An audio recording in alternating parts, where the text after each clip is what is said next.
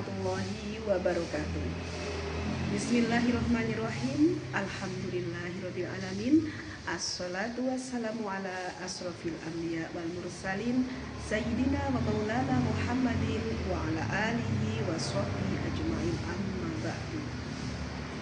Ibu-ibu Dharma Wanita Persatuan dimanapun berada, di saat bulan suci Ramadan kita ucapkan marhaban ya Ramadan. Semoga semua dalam keadaan sehat walafiat, bisa melaksanakan ibadah di siang hari dan malam hari sebagaimana tujuan Allah memberikan perintah untuk berpuasa. Kita semua menjadikan muslim yang semakin bertakwa kepada Allah Subhanahu wa Ta'ala. Di kesempatan ini saya akan membawakan sebuah tema adab dalam berbuka dan sahur. Ibu-ibu sekalian dan bersama keluarga, mungkin ada yang bersama anak dan cucu di rumah yang berbahagia. Pertama saya akan menyampaikan bagaimanakah adab berbuka. Berbuka puasa tentu situasi yang sangat kita tunggu ketika beduk maghrib tiba. Itulah salah satu kebahagiaan bagi kita orang-orang yang berpuasa adalah menemukan saat beduk maghrib. Bagaimana adabnya ibu-ibu sekalian? Seperti ini antara lain. Yang pertama, berbuka dengan menyegerakan. Menyegerakan berbuka itu seperti apa? Ketika waktu maghrib tiba, kita segera berbuka. Ini disunahkan oleh Rasulullah, dan tentu ketika matahari sudah terbenam, seharian kita haus, seharian kita lapar, ketika matahari terbenam ada tanda maghrib, kita segera melakukan buka puasa. Ada hadis Rasulullah SAW yang memberikan spirit pada kita. Bismillahirrahmanirrahim. La yazalun nasu bi khairin ma'ajjalul fitrah. Yang artinya manusia akan senantiasa dalam kebaikan selama mereka menyegerakan berbuka. Hadis riwayat Bukhari dan Muslim. Itulah adab yang pertama. Kemudian adab yang kedua, berbuka dengan kurma dan air. Saat ini ibu-ibu sekalian, kurma itu tidak lagi asing. Kurma itu tidak jadi barang langka di sekitar kita di Indonesia, karena banyak yang menjual, banyak reseller, distributor yang mengantarkan siap COD di rumah masing-masing. Ternyata kurma ini sebuah kesunahan untuk berbuka. Sunnah berbuka dengan kurma atau dengan air putih. Apabila salah seorang di antara kalian berbuka, maka berbukalah dengan kurma, karena ia mengandung berkah. Jika tidak ada, maka dengan air, karena air itu suci. Demikian motivasi dari Rasulullah Muhammad SAW. Hikmah atau adab yang ketiga, membaca doa saat berbuka. Dulu masih pendidikan anak-anak, mungkin di tingkat taman kanak-kanak, di tingkat TPQ, bu guru, bu ustadzah selalu mengajarkan doa makan minum, doa berbuka puasa. Inilah yang sampai saat ini kita hafalkan dan kita lantunkan ketika kita sedang berbuka. Bismillahirrahmanirrahim. Allahumma laka sumtu. Ya Allah, untukmu aku berpuasa. Wa bika amantu, dan kepadamu aku beriman. Wa alaika tawakkaltu, dan kepadamu aku bertawakal. Wa ala rizkika aftartu, dan dengan rizkimu aku berbuka. Amin ya rabbal alamin. Itulah doa kita ketika kita berbuka puasa. Kemudian adab yang keempat adalah tidak berlebihan ketika kita sedang berbuka.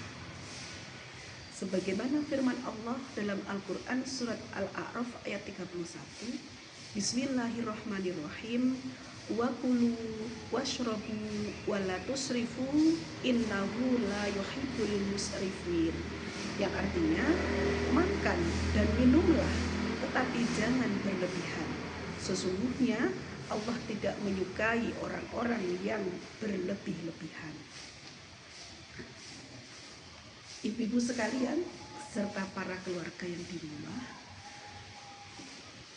berlebih-lebihan itu mubazir. Berlebih-lebihan itu tidak disukai oleh Allah. Maka kalau kita makan dianjurkan secukupnya. Kemudian ada adab yang kelima. Apa itu adab yang kelima? Berdoa saat berbuka. Waktu berbuka puasa itu termasuk waktu yang mustajab, waktu yang dikabulkan dan diijabah doa-doa kita. Maka selagi waktu berbuka itu masuk, disitulah saatnya kita bisa berdoa, memohon permintaan apa saja yang kita hajatkan kepada Allah Subhanahu wa Ta'ala. Sebagaimana sabda Rasulullah, sesungguhnya barang siapa yang berpuasa, ada doa yang tidak ditolak ketika ia berbuka. Hadis riwayat Ibnu Majah. Demikian untuk adab berbuka.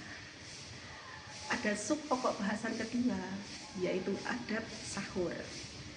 Bagaimana etika, tata cara, adab dalam sahur. Yang pertama, mengakhirkan sahur. Disunahkan mengakhirkan sahur, maksudnya waktu yang limit mepet dengan subuh. Umat senantiasa dalam kebaikan selama mereka mengerjakan berbuka dan mengakhirkan sahur. Demikian hadis riwayat Al-Bukhari menjelaskan. Ibu-ibu sekalian, ada hikmah selanjutnya. Tidak meninggalkan sahur. Mungkin sebagian anak atau remaja kita ya, mungkin atau ibu-ibu ada yang mengatakan nggak penting atau tidak perlu untuk sahur atau sejenisnya. Namun mari kita lihat motivasi dari Rasulullah itu seperti apa. Hadis Nabi Muhammad SAW, Bismillahirrahmanirrahim, tasahharu fa inna fis sahuri barokatan. Bersahurlah kalian karena dalam sahur terdapat keberkahan. Hadis riwayat Al-Bukhari wa Muslim Ibnu Hajjaj.